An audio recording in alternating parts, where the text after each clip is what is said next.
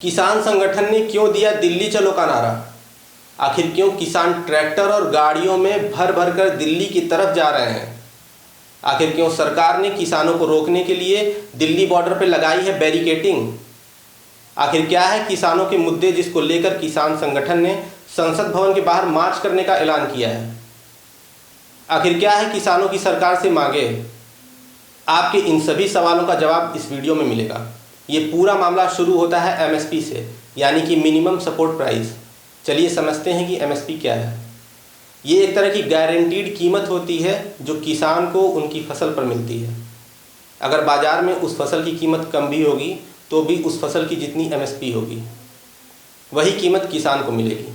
ऐसा करने के पीछे तर्क दिया जाता है कि बाज़ार में फसलों की कीमतों में होने वाले उतार चढ़ाव का असर किसानों पर न पड़े, उन्हें अपनी फसल की न्यूनतम कीमत मिलती रहे।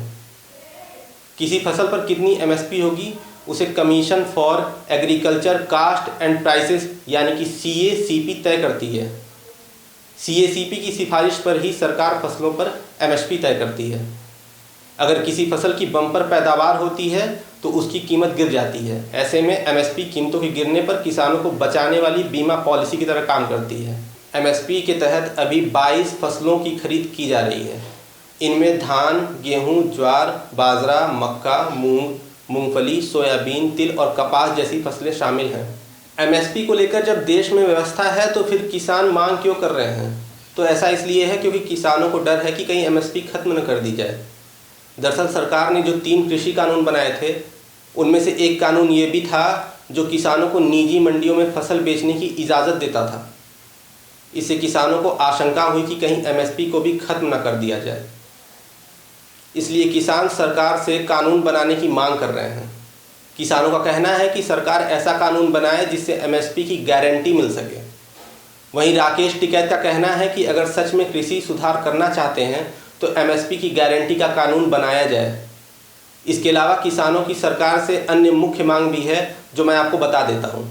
किसानों का कहना है कि साल 2021-22 के किसान आंदोलन में जिन किसानों पर मुकदमे दर्ज किए गए थे सरकार उन्हें रद्द करे। पिछले आंदोलन में जिन किसानों की मौत हुई थी सरकार उनके परिवार को मुआवजा तथा एक सदस्य को नौकरी दे। लखीमपुर खीरी हिंसा के पीड़ितों को केंद्र सरकार न्याय दे और परिवार के एक सदस्य को नौकरी दे। सरकार सभी किसानों का सरकारी और गैर सरकारी कर्ज माफ करे। 60 साल से ऊपर के किसानों को सरकार 10,000 रुपये पेंशन देने का प्रावधान बनाए।